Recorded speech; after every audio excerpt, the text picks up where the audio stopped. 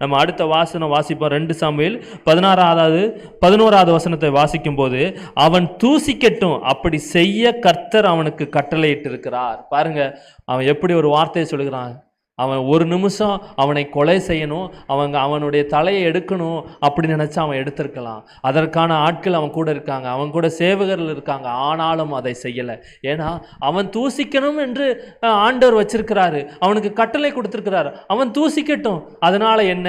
ஆனாலும் அப்படிப்பட்ட இருதயத்தோடு அவன் பேசுகிறான். ஆனாலும் பாருங்க, அடுத்த வாசனம் நம்ம வாசிக்கும் போது 2 சாமுவேல் 12வது வசனத்தை வாசிக்கும் போது பாசிங்கள். 2 சாமுவேல் 16:12.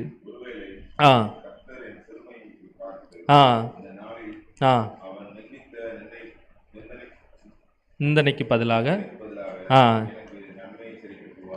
பாருங்க. அல்லேலூயா! எப்படி ஒரு வார்த்தையை பார்த்தீங்களா?